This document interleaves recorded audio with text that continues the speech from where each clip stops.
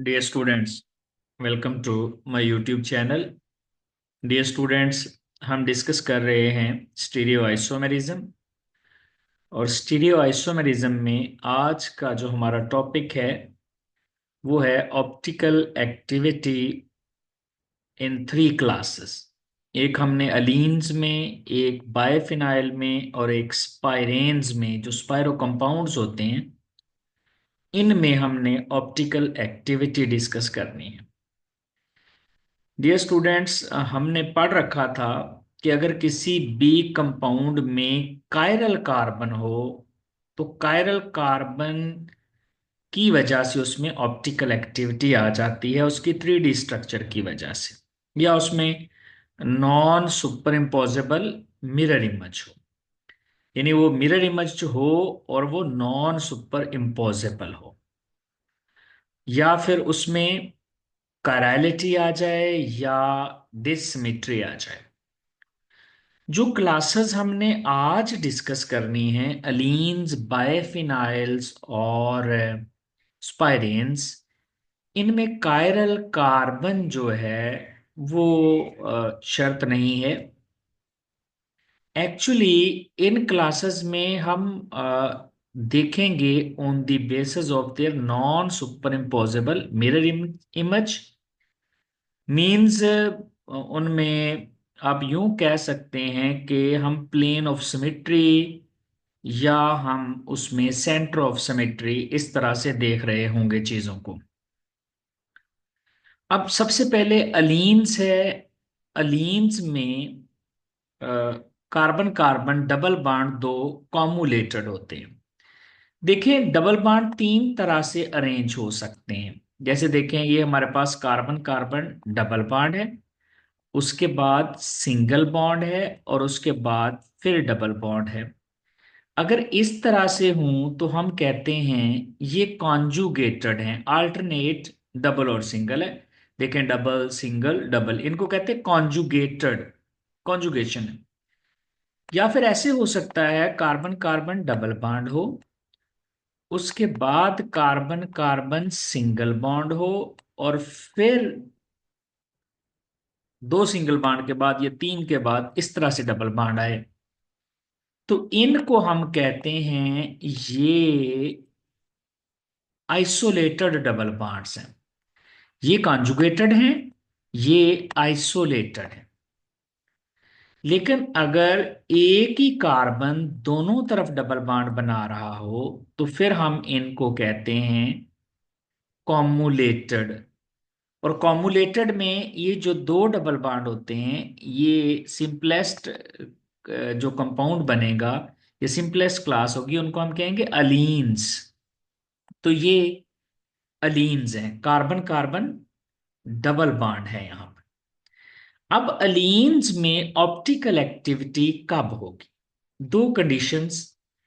एक, अलीन में even number of pi bond होने चाहिए, यानी दो पाई बॉन्ड हो जाएं या चार पाई बॉन्ड हो जाएं, छह पाई बॉन्ड हो जाएं तो फिर।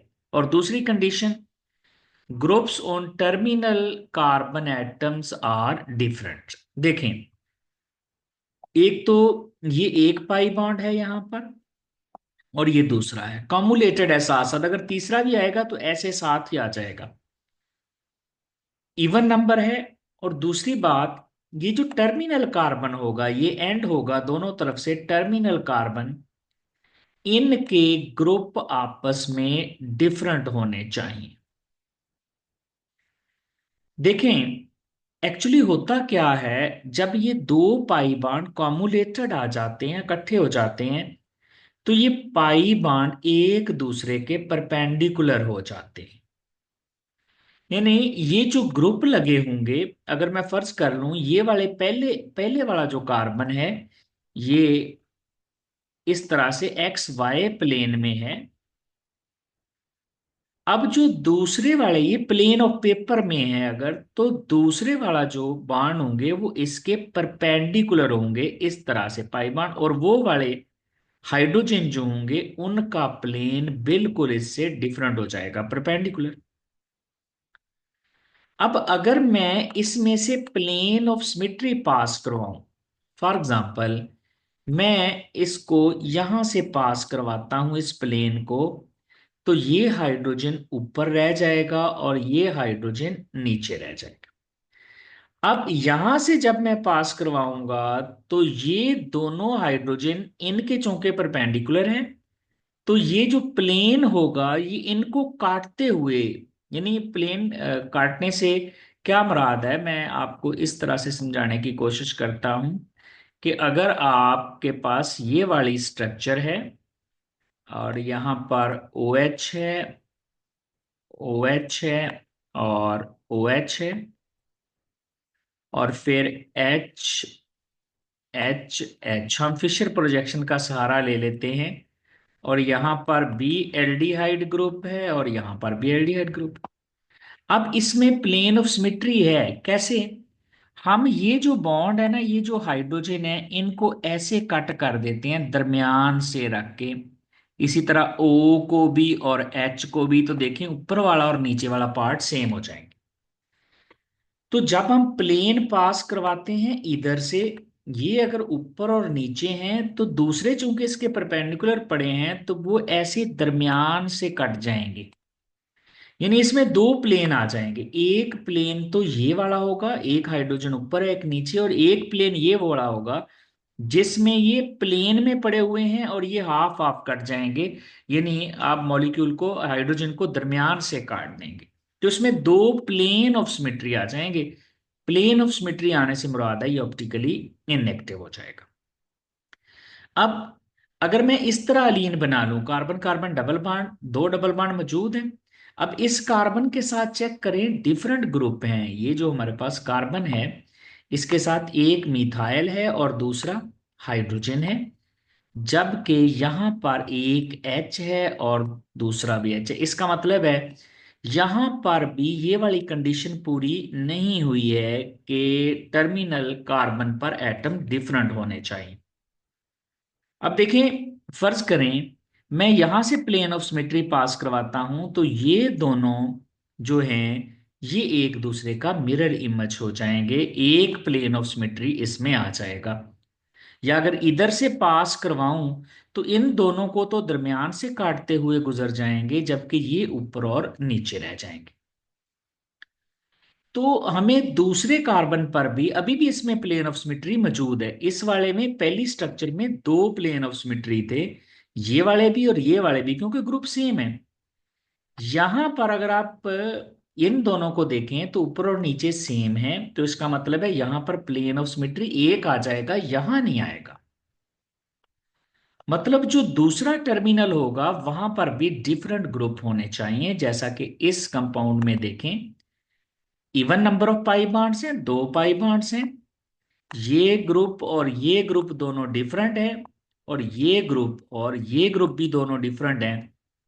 तो इसका मतलब ये निकला कि यहां पर ये जो हमारे पास कंपाउंड है इसमें ऑप्टिकल एक्टिविटी होगी, क्योंकि अब इसमें कोई प्लेन ऑफ सिमेट्री नहीं है। जैसे यहां से आप इसके प्लेन को कट करते हुए गुजर जाएं, इनको दरमियान से ऐसे काटने जैसे यहां पर काटा हुआ है ये वाले, तो जब यहां से पास करवाएंगे तो ये चूंकि परपेंडिकुलर हैं, एक तरफ क्लोरीन और दूसरी तरफ हाइड्रोजन बच जाएगा। अगर आप इनके प्लेन से काटते हुए आगे निकलेंगे, प्लेन पास करवाएंगे इन दोनों को हाफ हाफ करके, तो ये ऊपर और नीचे डिफरेंट रह जाएंगे, तो इसका मतलब है ये ऑप्टिकली एक्टिव हो जाएगा। तो दोनों कंडीशन देखनी है। एक कंडीशन देखनी है कि आपके पास पाई बांड जो होते हैं वो इवन नंबर में होने चाहिए, और दूसरी कंडीशन देखनी है कि क्या हर कार्बन के ग्रुप डिफरेंट है। यस, एक एसिटाइल है और दूसरा साइनाइड है, सियानो ग्रुप, यहाँ नाइट्रो और कार्बोक्सिलिक ग्रुप है, तो इसका मतलब है इसमें ऑप्टिकल एक्टिविटी आएगी, ऑप्टिकली एक्टिव होगा। इसी तरह एक और एग्जांपल देखें, इस अलीन में 1 2 3 तीन पाई बॉन्ड हैं। तीन पाई बॉन्ड का मतलब है ऑड नंबर, ऑड का मतलब होगी ही नहीं ऑप्टिकल एक्टिविटी। अगरचे आप चेक कर लें यहां पर इस कार्बन के साथ भी डिफरेंट ग्रुप हैं, इसके साथ भी डिफरेंट ग्रुप है, अब होगी क्यों नहीं? यहां पे तीन यानी ऑड पाई बाण होने से होता क्या है, देखिए जब दो पाई बॉन्ड होते हैं वो परपेंडिकुलर होते हैं, एक एक्स वाई है तो दूसरा फर्ज करें वाई जी में है, परपेंडिकुलर आगे, तो तीसरे वाला फिर एक्स वाई में आ जाएगा। जब ये और ये, अब जिन जो ग्रुप लगे हुए हैं ये वाले ग्रुप और ये वाले ग्रुप सेम प्लेन में आ गए हैं, अगर ये सेम प्लेन में आ गए हैं तो जब आप एक प्लेन पास करवाएंगे जो इनको स्लाइस करते हुए निकल जाएगा, जैसे यहां से हमने इनको हाफ हाफ कर दिया था, आधा हो ऊपर आधा हो नीचे, तो यहां पर भी फिर प्लेन ऑफ सिमेट्री आ जाएगा। क्यों? क्योंकि अब ये ग्रुप सेम प्लेन में है। पहले नहीं आ रहा था क्योंकि ये अगर प्लेन ऑफ पेपर में पड़े हुए हैं दो ग्रुप तो दूसरे उसके परपेंडिकुलर पड़े हुए हैं। आप स्लाइस करके एक ही वक्त में ये सारे ग्रुप काट नहीं सकते थे, क्योंकि जब आप इनको स्लाइस करने की कोशिश करते हैं तो फिर ये इस तरह से पड़े हुए हैं कि ये ऊपर रह जाता है ये नीचे, क्योंकि ये इन दोनों के परपेंडिकुलर पड़े हुए हैं। तो इसका मतलब है ये जो लास्ट स्ट्रक्चर है इसमें odd number of pi bond है, इसका मतलब ये ऑप्टिकली इनएक्टिव हो जाएगा। इसके बाद है स्पाइरेन्स। देखिए स्पाइरो कंपाउंड्स क्या होते हैं, जिनमें इस तरह से दो रिंग्स के दरमियान एक कार्बन कॉमन होता है। ये हमारे पास दो रिंग्स हैं, इधर भी ब्यूटेन यानी sorry cyclobutane type four membered ring नजर आ रही है, इधर भी फोर मेंबर्ड रिंग नजर आ रही है, और दोनों रिंग्स में एक कार्बन कॉमन है।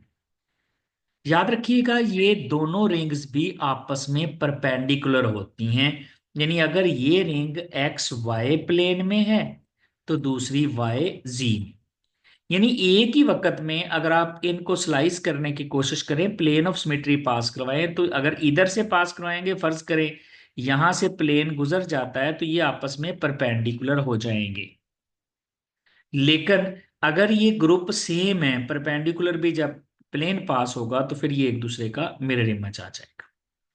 अब इसके लिए कंडीशन क्या है? इसके लिए कंडीशन ये है कि इवन नंबर ऑफ रिंग्स होनी चाहिए और दूसरे नंबर पे ग्रुप्स टर्मिनल कार्बन के डिफरेंट होने चाहिए।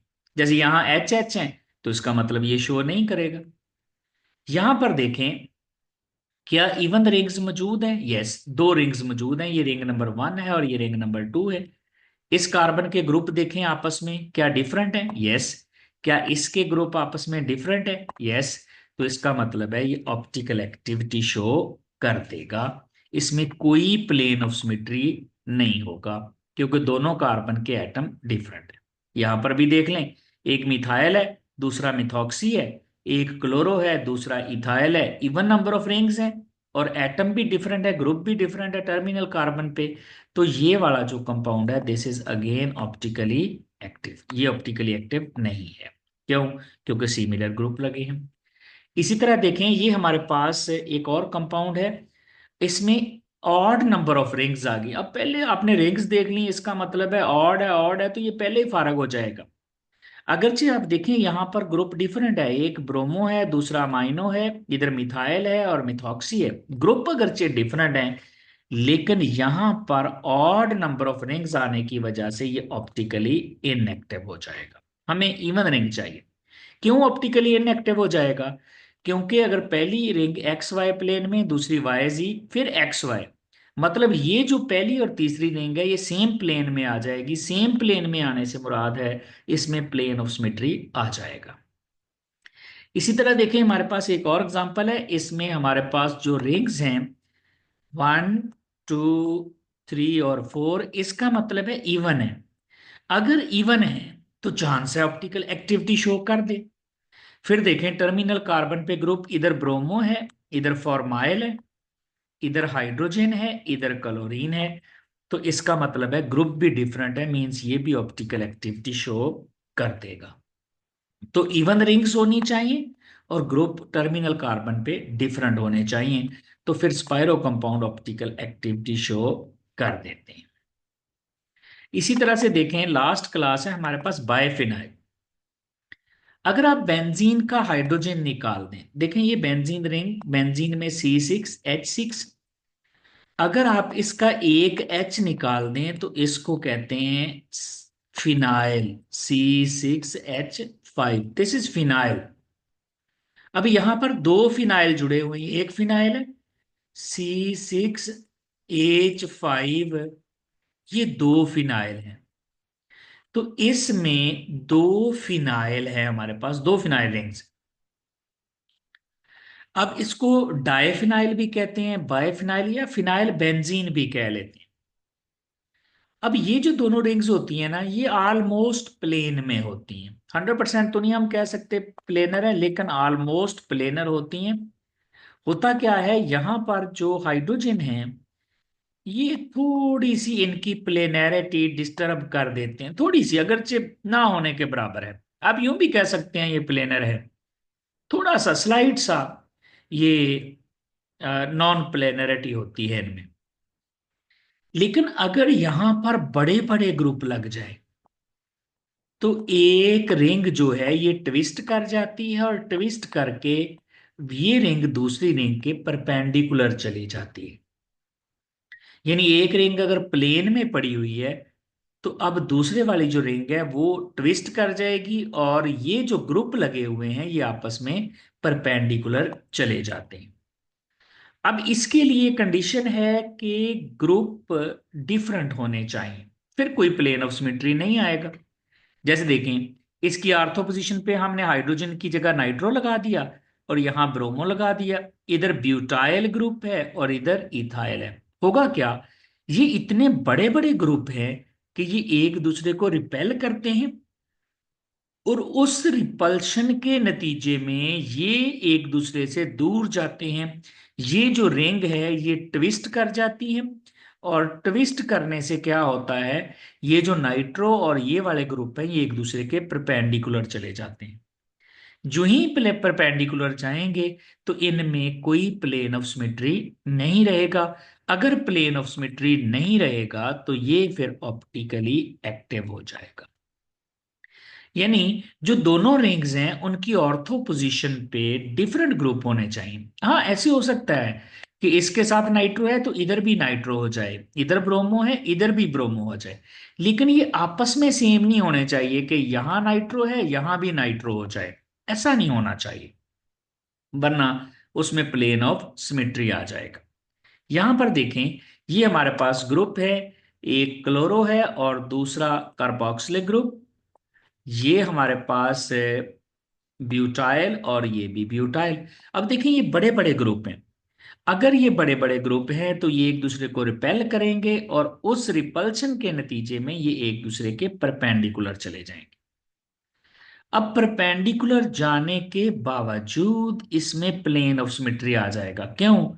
क्योंकि ये और ये ग्रुप, फॉर एग्जांपल ये परपेंडिकुलर भी हैं तो मैं ऐसे काटूंगा, ये और ये आपस में एक दूसरे का मिरर इमेज बन जाएंगे। मिरर इमेज बनेंगे तो इसमें ऑप्टिकल एक्टिविटी नहीं आएगी। तो ग्रुप्स डिफरेंट होने चाहिए, और थोड़ा अगर जितना बल्कि ग्रुप होगा उतनी प्लेनैरिटी ज्यादा डिस्टर्ब होगी, उतना इसके परपेंडिकुलर जाने के चांस ज्यादा हो जाएंगे। तो देखिए कायरल कार्बन भी नहीं है, कायरल कार्बन ना होने के बावजूद ऑप्टिकल एक्टिविटी आ गई है, क्योंकि यहां पर डिससिमेट्री आ चुकी है। ये था डियर स्टूडेंट्स हमारा छोटा सा lecture about optical activity in allenes, biphenyls and spiro compounds. Thank you very much.